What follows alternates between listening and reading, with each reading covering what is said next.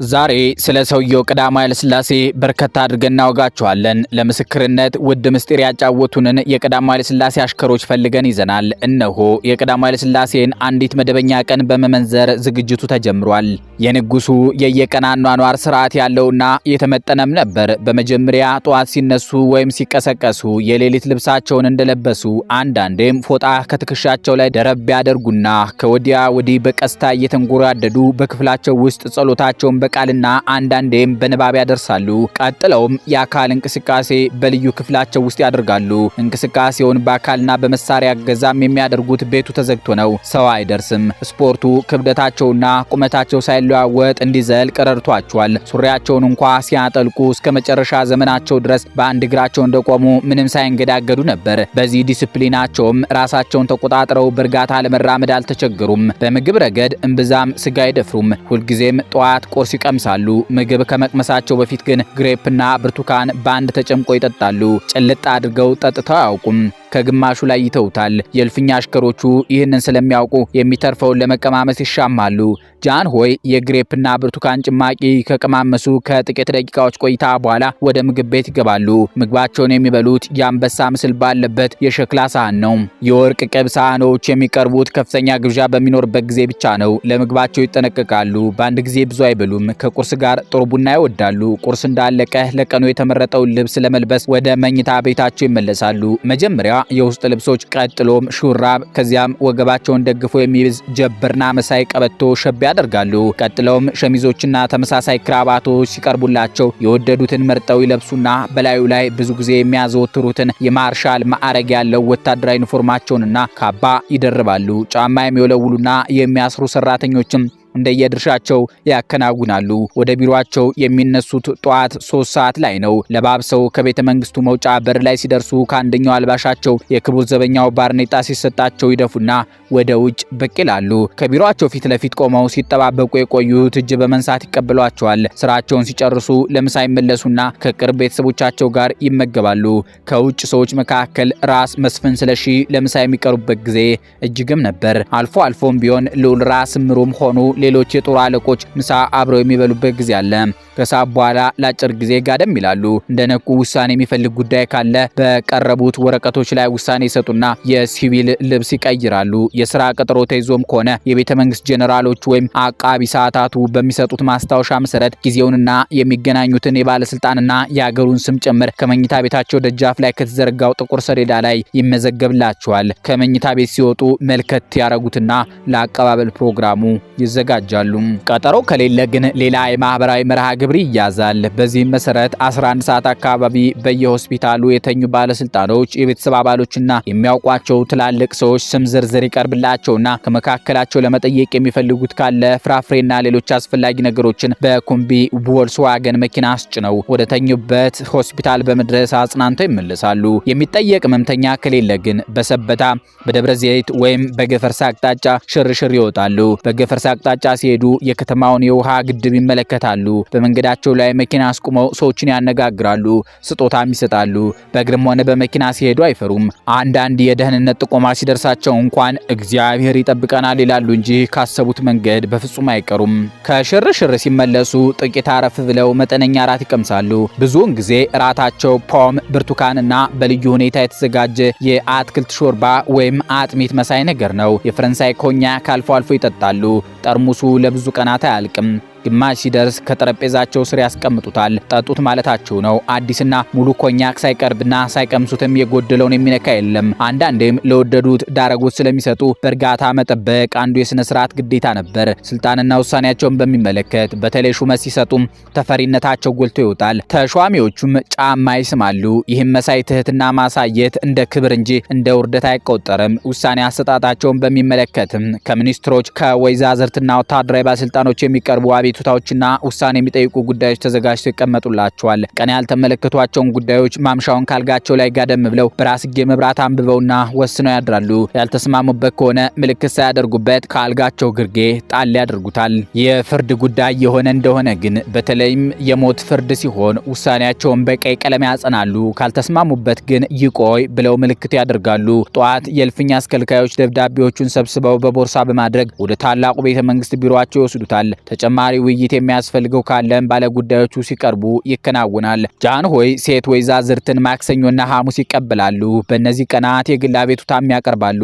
የተዋቡ ደርባባ ወይዛዝርት እጅ ነሳሉ። ጃንሆይም ስለ መሬት ነክ ወይም ስላልተፈጸመላቸው ጉዳይ ውሳኔ ይሰጡላቸዋል። ወይዛዝርትን በሚመለከት ንጉሱ ገር ልብ እንደነበራቸው በቅርብ የሚያውቋቸው ይናገራሉ። ተክለ ጻዲቅ መኩሪያም ነገሩን ጎሰም አድርገው ታልፏል። በሌላ በኩል ደግሞ የነፍስ አባታቸው የነበሩት ሊቀ ስልጣናት አባ ሀብተ ማርያም ንጉሱ በዓመት 3 ጊዜ እየቆረቡ በህርመት እንደኖሩ ይመሰክራሉ።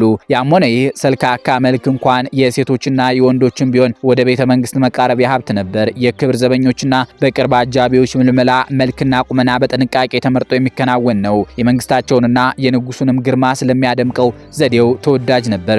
መልከ ጥፉ የሚባል ሰው ምናልባትም ጃንደረባ ካልሆነ ወይም የተለየ ክህሎት ከሌለው በስተቀር የመንግስታቸው ገጽ ሆኖ ለመቅረብ ቅድሚያ አያገኝም። የንጉሱን ስብናን በሚመለከት ለሚወዱትና ለሚያምኑት ሰው ቸርና ለጋስ መሆናቸው ይገለጻል። ከጠሉ ደግሞ የዚያኑ ያህል አያወላዱም፣ ደፋር ናቸው። የግቢውን አንበሳ በእጃቸው ስጋ ሲያቀርቡ ፍርሃትና ድንጋጤ አይታይባቸውም። እንስሳትንም ስለሚወዱ ለፈረሶቻቸውና ለላሞቻቸው በጨው የታሸ ሽምብራ ይቀልባሉ። የመኸር ጊዜ ሲሆን የሽምብራ እሸት ይሰጧቸዋል። እንስሶችም የዳረጎት ጊዜውን ስለሚያውቁት ገና ንጉሱ ከሩቁ ብቅ ሲሉ ይቁነጠነጣሉ። ንጉሱ 5 ሹፌሮች ነበሯቸው። ዋናው ጄኔራል ሉሉንግሪዳ ሲሆኑ ከአፋር ብሔረሰብ የተገኙ ናቸው። ሌሎቹ ግራዝማች ኡመር፣ መቶ አለቃ ኃይሉና አቶ ወንድሙ ይባላሉ።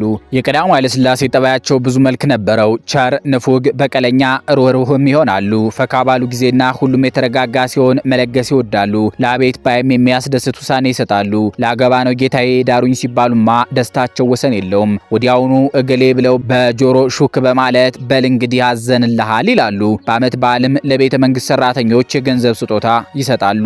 ጃንሆይ ችሎታ የሌለውን ሹማቸውን የማትረባ እምነታ ጉዳይ ነው ብለው የሚጠረጠሩትን ደግሞ ወስላታ በማለት ይሰድቧቸዋል። ከስድብ በፊት ግን ግርማዊነታቸው ለባላንጣቸው በቅድሚያ ምክር ይሰጣሉ።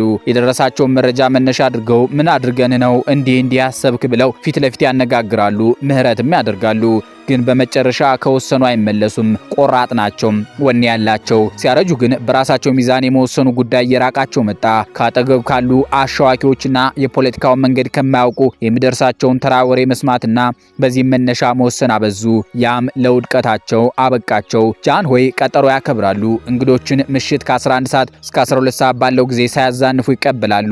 ግርማዊነታቸው በጊዜ አይተኙም። አንዳንዴ እስከ እኩለ ሌሊት ድረስ ይቆያሉ። ማታ ማታ ቶሎ ወደ መኝታ ቤት አይሄዱም። አንዳንዴም አመሻሽ ላይ ፊልም ከቤተሰብ ጋር ያያሉ። አሳሳቢ ጉዳይ ሲኖርና ልጆቻቸው ውጭ ሀገር ከሆኑ ሌሊት የሚደውሉበት ጊዜ አለ። ልጆቻቸውን ይወዳሉ። ልጆቹ ግራንፓ ወይም ግራንድ ፓፓ ሲሉ በፈረንሳይኛ ቃል ይጠሯቸዋል። ቃሉን መጠቀማቸው የንጉሱ የልጅነት ትምህርት ወደ ፈረንሳይ ያደላ ስለነበር የልጆቻቸውም ለዚህ ባህል ቅርብ የመሆን ውጤት ይመስላል። ጃንሆይ ማለዳ ከሚነቁ ዝነኞች አንዱ ናቸው። 11 ሰዓት ሲሆን ይነቃሉ ይባላል። በስላሴ ኃይል እንደነገሱ ለህዝባቸው ማሳመን የተሳካላቸው አባባ ጃንሆይ ይጸልያሉ፣ ያስቀድሳሉ። እስጢፋኖስ ቤተክርስቲያንን ይወዱታል። በ1909 ዓ.ም የሰገሌን ጦርነት በለተቀኑ ስላሸነፉ ነው ይባላል። ልጅ ኢያሱን የፈነቀሏቸው እስጢፋኖስ በሚዘከርበት መስከረም 17 ቀን 1909 ዓ.ም ነበር። የሰገሌን ጦርነት የረቱበት ቀን ደግሞ በወሩ ጥቅምት 17 1909 ሆነ። እናም ጃንሆይ የእስጢፋኖስ ወዳጅ ናቸው። ጃንሆይ ሲበዛ ጸሎተኛ ናቸው። ጸሎት ቤታቸው ውስጥ ስልክ ቢኖርም ጸሎት ላይ ሲሆኑ አያነሱትም። ጃንሆይ ለገላቸውም ይጠነቀቃሉ። አልባሾቻቸው እጆቻቸውን በሳሙና ሳይታጠቡ ልብሶቻቸውን ለመንካት አይፈቀድላቸውም። ከ1964 በኋላ ግን እርጅና እንደተጫናቸው ያስታውቅ ነበር። አይናቸው መፍዘዝና ጉልበታቸው መድከም ጀመረ። ለሰው የማይከሰተው በጥንቃቄ ስለሚራመዱ ነው እንጂ መዳከማቸው በቅርብ ላሉት ግልጽ ነበር። ትላልቅ ውሾቻቸውን በድንገት ጠልፈው እንዳይጥሏቸው አጃቢዎቻቸው በንቃት ይከላከሉላቸዋል። የማስታወስ ኃይላቸውም እንደ ቀድሟቸው ስሉ መሆኑን ተወ። ወደ መጨረሻዎቹ ወራትም የጠባይ ለውጥ ታይቶባቸዋል። የባለስልጣኖቻቸው ቀስ በቀስ መታሰር እንደሚያስጨንቃቸው ይታወቅ ነበር።